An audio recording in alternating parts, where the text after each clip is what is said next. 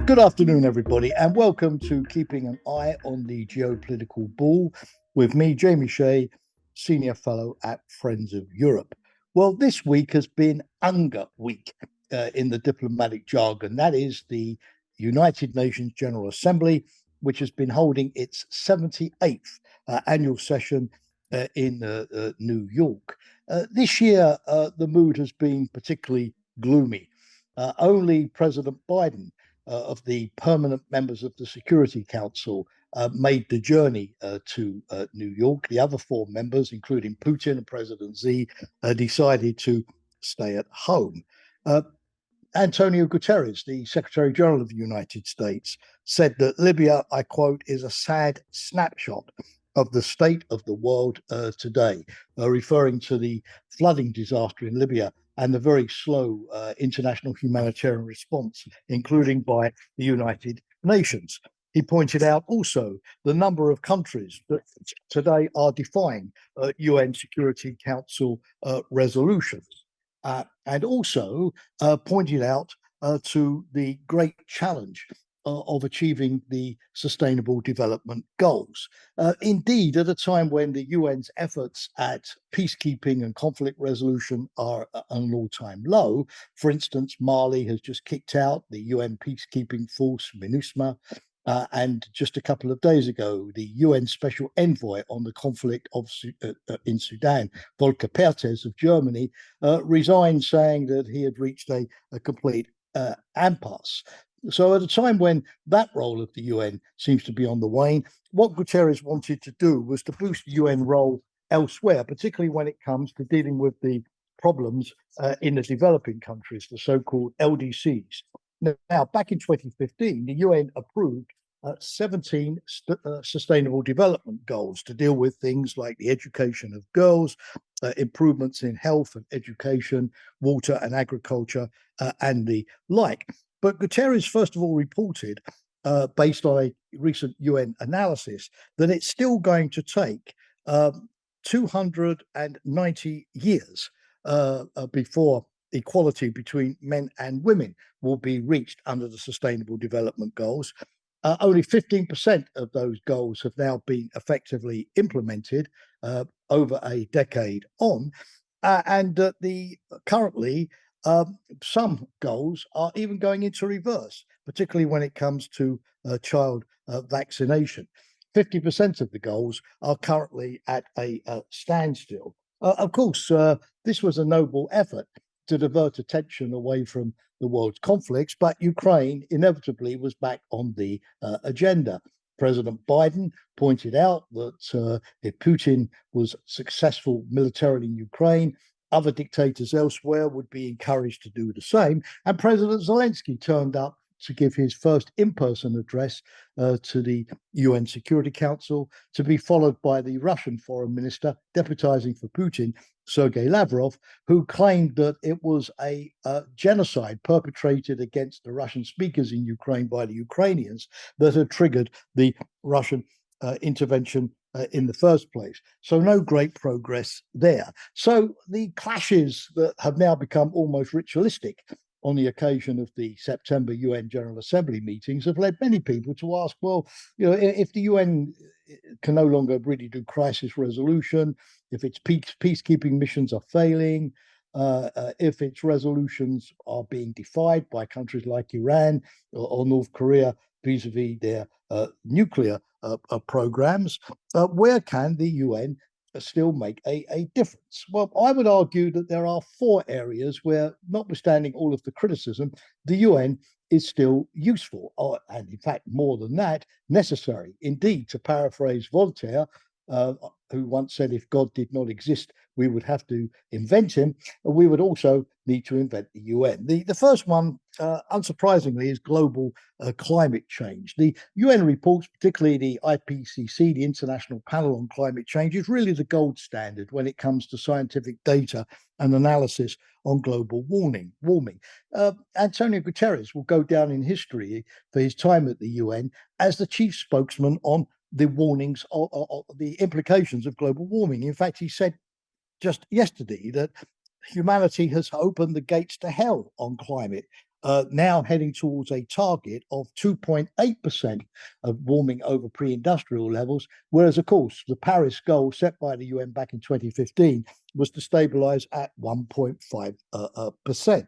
But this week, the UN showed that it could not only issue warnings, but it can actually do something. In New York, a new UN treaty on the protection of the world's oceans was signed, with 60 initial countries participating. This treaty will help to conserve biodiversity. And it meets the target adopted by the UN General Assembly last year to protect 30% of the Earth's land and sea space, and make that a sanctuary, in other words, by 2030. The UN also held a climate ambition summit where only those countries which had actually made progress on greening their economies over the last year were invited to speak, which led to the rather surprising phenomenon and unusual that China and the United States could not speak and were relegated to the audience. Now, the new treaty on oceanic biodiversity needs to be ratified, but at least it shows that on climate, the UN is driving the process. A second area I would venture would be on arms control.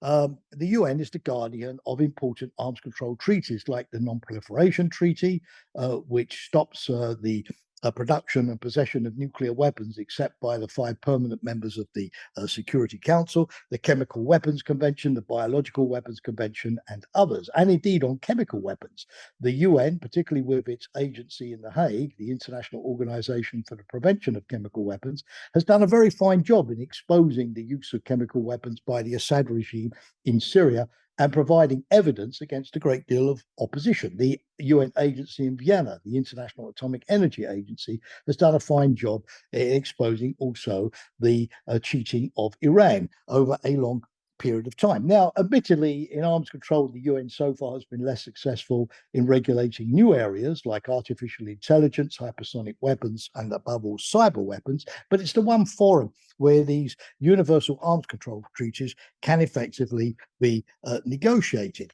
A third area is transnational justice or war crimes, where the UN now runs the International Criminal Court, also in The Hague. The week before the General Assembly, the International Criminal Court brought out a new report on Ethiopia, pointing out that war crimes were still being committed in the Tigray province, even though there had been a ceasefire and a peace agreement in existence for the last 10 months. The tribunal has also notably indicted Putin for the illegal deportation of children from Ukraine. But this week, while the UNGA was going on in New York, in The Hague, 32 countries, including 12 EU states, and also Australia and Canada, petitioned the International Court of Justice to decide that it has jurisdiction in a case brought by Ukraine against Russia, accusing Russia of falsely using or misusing the Genocide Convention to claim crimes against ethnic Russians in the Donbass and Luhansk. Now, again, this may be a long drawn-out process, but transnational justice at least sets the standards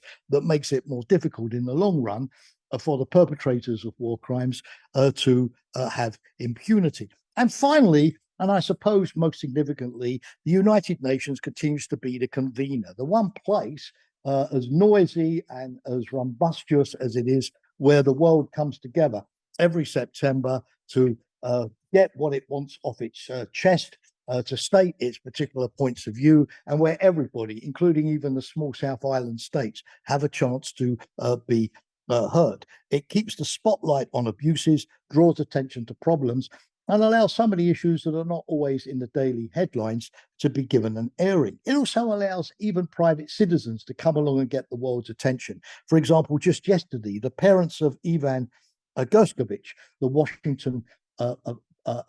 Journal, reporter who has been detained by Russia on trumped-up charges of spying, they were there petitioning the world community to draw more attention to their plight of the plight of their son. So yes, the UN certainly needs reform.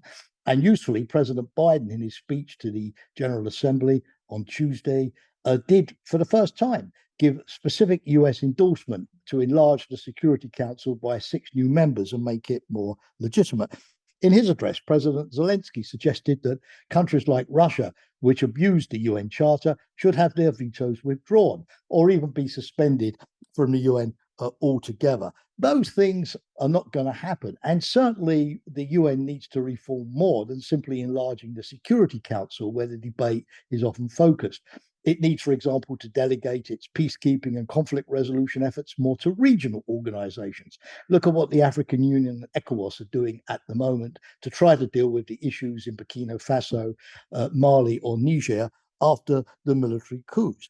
It also needs perhaps to focus more attention on its agencies like the World Health Organization or the UN High Commission for Refugees, which often function well but are underfunded and maybe have fewer political debates in New York.